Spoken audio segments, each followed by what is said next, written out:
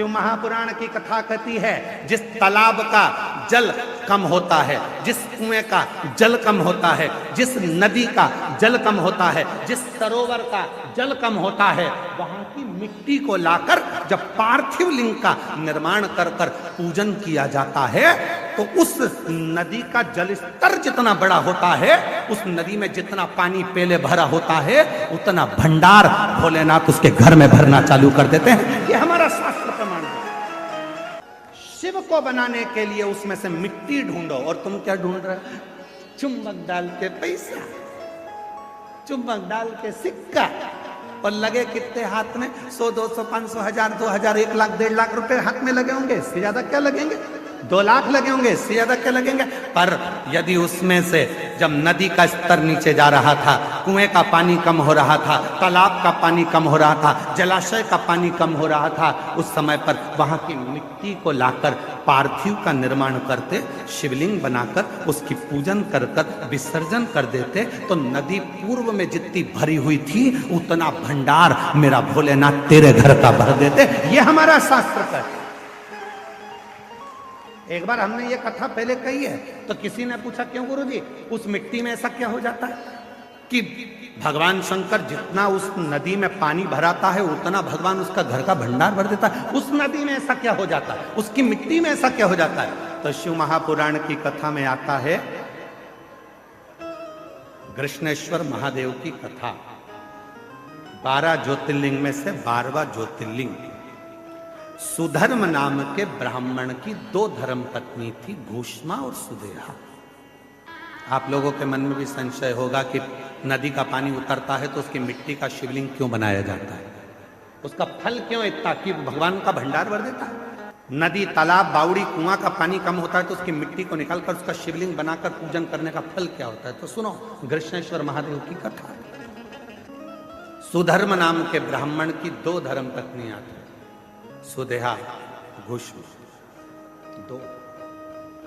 सुदेहा के घर में संतान नहीं है और घूष्मा के घर में एक बेटे ने जन्म लिया। बेटे ने जन्म लिया तो सुदेहा का मुख उतर गया, मेरे गर्भ से औलाद नहीं है, और घूष्मा को औलाद हो गई।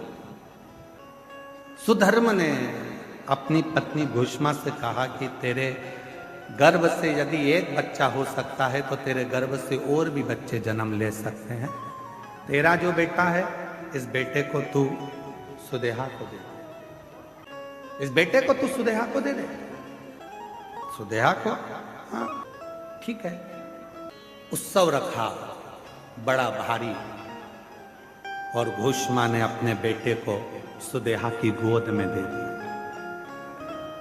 अब घूष्मा का बेटा नहीं, अब सुदेहा का बेटा। धीरे धीरे बच्चे को पाल पोस कर सुदेहा ने बड़ा किया। वो बच्चा जब बड़ा हो गया, उसका विवाह हो गया, बहू घर में आ गई। बहू आई तो बहू को मालूम पड़ा कि मेरी असली सास तो घूष्मा है, सुदेहा की गोद में मेरे पति को दिया गया, पर सास तो घूष्मा। अब वो सुदेहा को कम मानती है और घूष्मा को ज्यादा मानती है। घूष्मा के लिए चाय लेकर जाए, भोजन लेकर जाए, नाश्ता लेकर जाए, पाँव पड़े, सुदेहा को पूछे नहीं। सुदेहा को गुस्सा आ गया, बहू मेरी और पूछ रही घूष्मा। बेटा ही नहीं रहेगा तो बहू किस काम की? रात को सोया था बेटा, बहू गई थी मायके और बेटा सोया था, तभी सुदेहा ने अपने बेटे के तलवार से काट काट के टुकड़े कर दिए, कपड़े में बांध लिए, सिर पे पोटली रखी, तालाब में फेंक आए।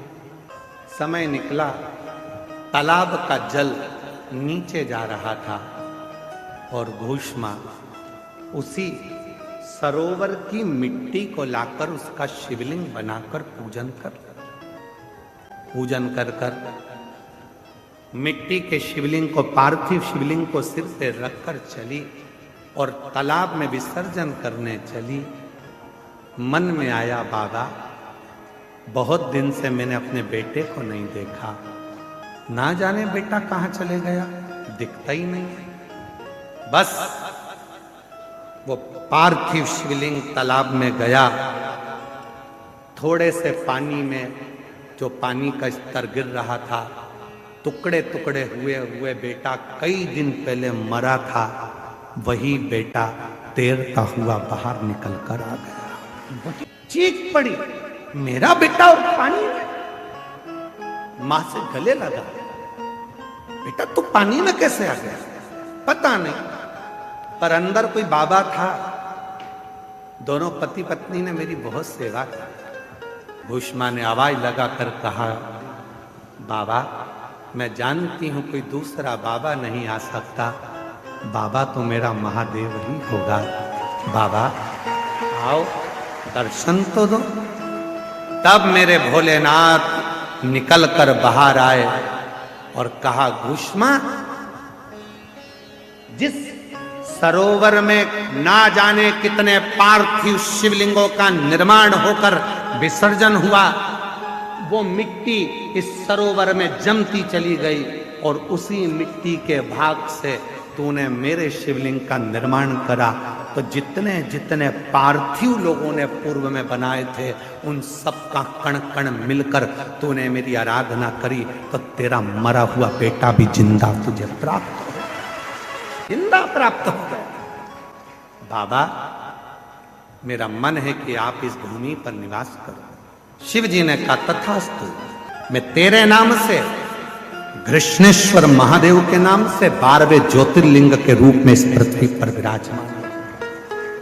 12वां ज्योतिर्लिंग का जो पूजन होता है, कृष्णेश्वर महादेव का जो पूजन होता है, कृष्णेश्वर महादेव की जो आराधना होती है, वो दुनिया के लोग जिस दिन समझ गए यहाँ जल का स्तर नदी का गिरा, गंगा जी थोड़ी खाली हुई, तुम चुंबक लेकर पहुंच गए, पैसा ढूंढने पहुंच गए, सोना ढूंढने पहुंच गए, चांदी ढूंढने पहुंच गए, नदी तालाब बावड़ी का स्तर गिरा, तुमने उसका पानी में सोना चांदी ढूंढा नहीं। जैसे ही नदी तालाब बावड़ी का पानी नीचे आए, उसकी मिट्टी को लाकर एक बार पार्थिव शिवलिंग का पूजन करो और आराधना करो। जैसे तेरी नदी का जल बढ़ता है, खूब बढ़ता है, ऐसे मेरे घर में भंडार भरना, सौभाग्य बढ़ना, संतान बढ़ना, वैभव बढ़ाना, तू कृपा करना। जैसे घृष्णेश्वर पर, भूष्मा पर तूने करुणा करी, वैसे मुझ पर कृपा करना, वो करेगा। और शिव महापुराण की कथा में बड़ौदा में एक बात कही थी, जिसके परिवार का यदि एक व्यक्ति भी शिव के मंदिर में जाकर यदि एक लोटा जल चढ़ाना प्रारंभ करता है, तो उसके जल का फल उसकी जितने परिवार में सदस्य हैं सबको प्राप्त होना प्रारंभ। एक लोटा जल चढ़ा के शंकर के मंदिर में झाड़ू पोछा करते हैं और अपनी जिंदगी को मस्त जीते हैं। बिरजा सेठ शरीर का रोग नहीं गया, बीमारी नहीं गई, बड़े दुखी हो गया बिरजा सेठ, बहुत तकलीफ में हो गया। तब जा रहा था, वहीं से एक शिव भक्त निकल कर आ रहा, शिव भक्त, और बिरजा सेठ सामने से आ रहा है। निकलते निकलते सामने से एक शंकर का भक्त शिव जी की आराधना कर कर, साधना कर कर, भजन कर कर आ रहा था। सेठ जी ने उस व्यक्ति का दर्शन कर लिया, दर्शन कर लिया, और जैसे ही वहां से आगे बढ़ा, थोड़ा आगे जाने पर उसको पर्वत मुनि अपना रूप बदलकर पृथ्वी पर भगवत भजन कर रहे थे।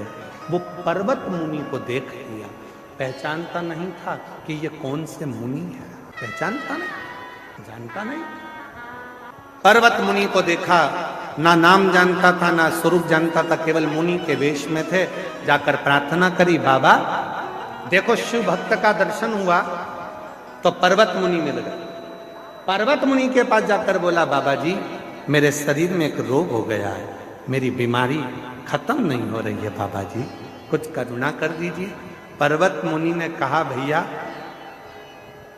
शंकर जी के एक परम भक्त हैं जिनका नाम है तुमरुका जी, शिव जी के परम भक्त हैं तुमरुका जी, तुझे अगर मिल जाए तो तू उनके चरण पकड़ना, प्रणाम करना, विनय करना, वो तेरा दुख मिटा देंगे। सुना, सुनते से बिरजा सेठ ने तुमरुका जी को ढूंढने का प्रयास किया, पर तुमरुका जी तो कहाँ मिलते हैं। तुमरुका जी के मिलने का 3 स्थान बताए। पहले नंबर पर जहां शिव नाम की चर्चा होती हो, शंकर की कथा होती हो, शंकर का भक्त होता हो, शिव का उपासक होता हो, शंकर भगवान का गुणगान हो रहा हो, तो मुरुका जी वहां जल्दी मिलते हैं। दूसरे नंबर पर जहां बेलपत्र का वृक्ष हो, शमी का वृक्ष हो, आंवले का वृक्ष हो, बट वृक्ष हो, या शिव जी के प्रिय वृक्षों का आनंद जहां पर हो, उस स्थान पर तुमरुका जी जल्दी मिलते हैं। तीसरा स्थान बताया तुमरुका जी के मिलने का, नदी, तालाब, बावड़ी, कुआं स्थान, जहां शंकर का कोई स्थान हो, नदी के तट पर, कुएं के तट पर, बावड़ी के तट पर जो शंकर का शिवलिंग होता है, वहां तुमरुका जी ज्यादा मिलते हैं। ये जा रहा था, जाते जाते एक वृक्ष के पास में तुमरुका जी बैठकर शिव नाम ले रहे थे, मिल गए। किसके बल पर मिले? सेठ जी ने एक शंकर के भक्त का दर्शन करा तो उनको पर्वत मुनि मिले, पर्वत मुनि का दर्शन हुआ तो तुमरुका जी मिल गए। तुमरुका जी से कहा, बाबा जी मेरे शरीर में रोग हो गया है, मिटता नहीं है, कुछ कृपा कर दीजिए, कुछ करुणा कर दीजिए, दया कर दीजिए। तुमरुका जी ने कहा, एक काम करो, एक बार मुख से ओम नमः शिवाय का जप करना और नदी में डुबकी लगा लेना, रोग मिट जाएगा। जाओ, एक बार मुख से ओम नमः शिवाय कहना और नदी में डुबकी लगाना, रोग मिट जाएगा। नदी कौन सी होना चाहिए? कोई सी भी।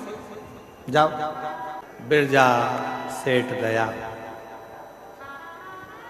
जो पानी में कूदने लगा, ओम नमः शिवाय, ओम नमः शिवाय, ओम नमः शिवाय लगाई गया, निकला बाहर, पूरा रोग सही हो गया, शरीर स्वस्थ हो गया। शरीर स्वस्थ हुआ तो दौड़कर तुमरुका जी के पास पहुंचा, तुमरुका जी से विनती करी, बाबा जी आपने कहा था आज मेरा रोग मिट गया। रोग मिट गया? हाँ। कैसे मिटा?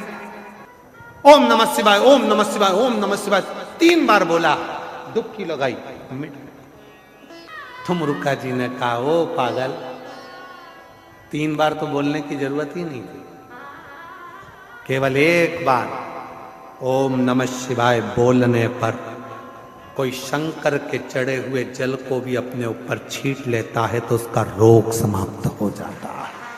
दूसरी बार 2 बार नमः शिवाय बोलकर जो शंकर के जल को अपने ऊपर छीट लेता है, उसकी जिंदगी सुधरना प्रारंभ हो जाती है।